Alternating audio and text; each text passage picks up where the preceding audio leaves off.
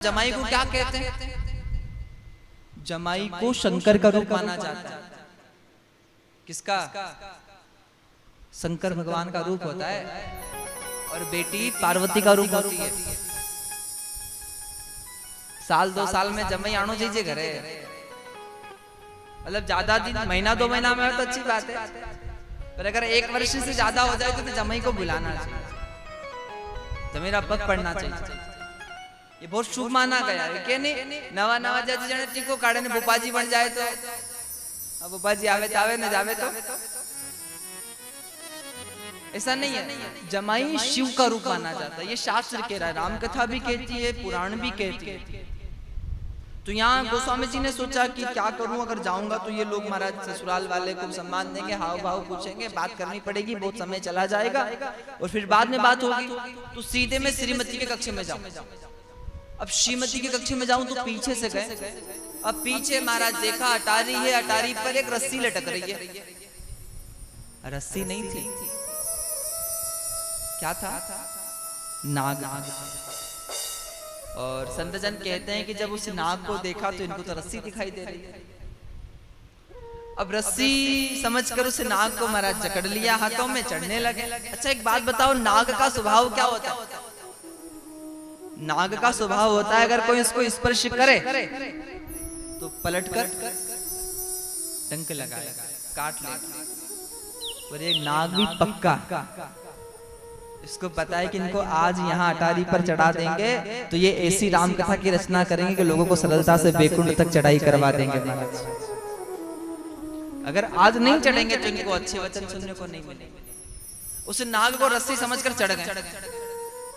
अब जैसे ही चढ़ गए, संतजन कहते हैं बोले भक्त और भगवान की, हनुमान जी महाराज की।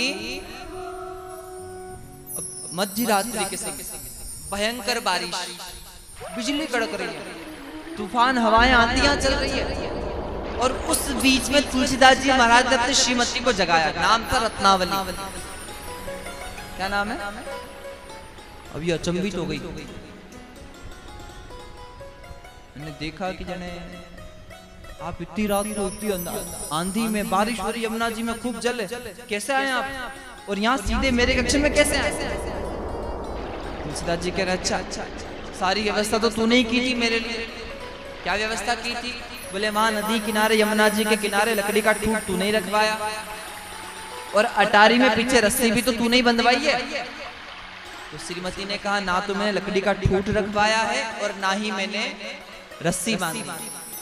कहाँ है रस्सी? तो हाथ में दिया लेकर श्रीमती गई अटारी में, तो वहां रस्सी नहीं थी। क्या था? भयंकर नाग। चलो यमुना जी पर गए, वहां जाकर देखा तो वहां लकड़ी नहीं थी, एक शव पड़ा हुआ जो दुर्गंध से भरा हुआ, जिसको देखते नहीं बनता, पर वो दिखा नहीं उनको। उनके तो सीधा श्रीमती से मिलना था ना। सच्ची महाराज श्रीमती ने कहा हाड़ मास की देय तामे इतनी प्रीत। अरे महाराज आपको इतना भाव है कि आपको ये मृत शरीर दिखा नहीं, ये नाग नहीं दिखा। अरे असो भाव भगवान से मिलने में हो जाए ना, तो भगवान आपका सामने प्रकट हो जाए। और बहुत सरल कहा श्रीमती, हाड़ मास की देय तामे इतनी प्रीत आदि होती रघुनाथ। कितनी? इतना नहीं जितना हम घर परिवार का ध्यान रखते हैं ना, जितनी केयर करते हैं, जितनी चिंता करते हैं, इससे आधा चिंतन भी भगवान का किया जाए तो सच्ची भगवान हमारे सामने हाड़ मास की देय तामे इतनी प्रीत आदि होती रघुनाथ तो कट जाती बहु। और जितनी नियत हराम में उतनी हरि में होए। चला जा बैकुंठ में तेरा पल्ला ना पकड़े कोई रोकने वाला ही नहीं है। सीधो ही दरवाजों देके बैकुंठ में सीधा पहुंच जाता है व्यक्ति। कितना गोस्वामी जी महाराज सकल पदार्थ हे जग माही, करमहीन नर पावत ना। सब कुछ है पर बेड़ा कर्म को नहीं महाराज अपना, जो भगवान मिले। नहीं आप लोग तो बहुत अच्छे हो, आपके सबके बहुत अच्छे कर्म है, पर सच्ची भगवान भी सामने ही है, भगवान भी पास ही बैठा है, पर दिख नहीं रहा है। क्योंकि जितना ध्यान हमारा दुनिया में है ना, इतना ध्यान भगवान में नहीं है। अरे आधा ध्यान भी भगवान में होगा तो भगवान मिल जाएगा।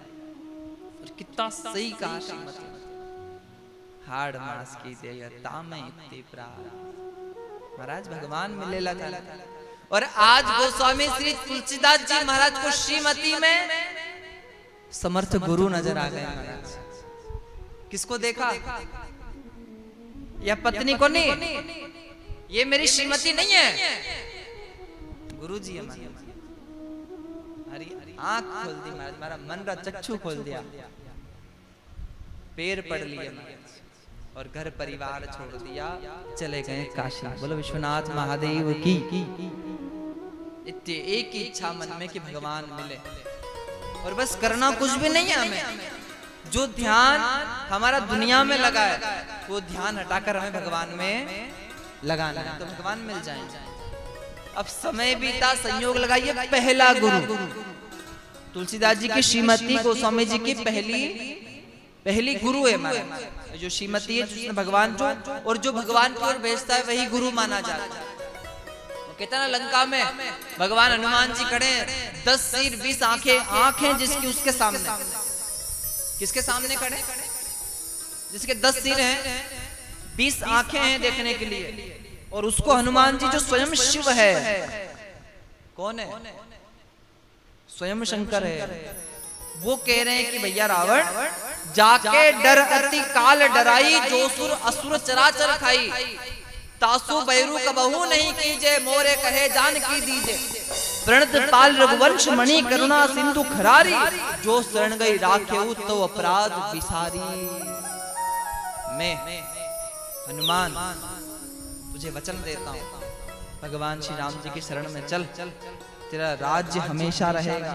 क्योंकि उन राम जी से बेर क्यों करता है? उनके डर से तो काल डरता है। काल कौन है? काल की परिभाषा समझाए कि जो सुर असुर चराचर खाई। जिस काल से मनुष्य नहीं, देवता भी नहीं बच सकते, उस काल को, वो काल भी उनके सामने सर झुकाता है। तू उनसे क्यों बेर कर रहा है? राम चरण पंकज उर धरऊ, लंका अचल राज तुम करो। राम जी के चरणों को हृदय में धारण करो, और मैं हनुमान वचन देता हूं कि तेरा राज्य हमेशा रहेगा। अच्छा बात मानी क्या रावण ने? देखने का नजरिया भी तो अच्छा होना चाहिए ना महाराज। इसको भगवान शंकर में, भगवान हनुमान जी में बानर नजर आ रहा है। क्या दिख रहा है? मृत्यु निकट आई कल तोई, लागे सी अधम सिखावन मोई। ये क्या कह रहा है? 20 आंखें होने के बाद में भी हनुमान जी को बानर समझता है। और वहां गोस्वामी जी की 2 आंखें थी, फिर भी पत्नी में गुरु जी नजर आ गए।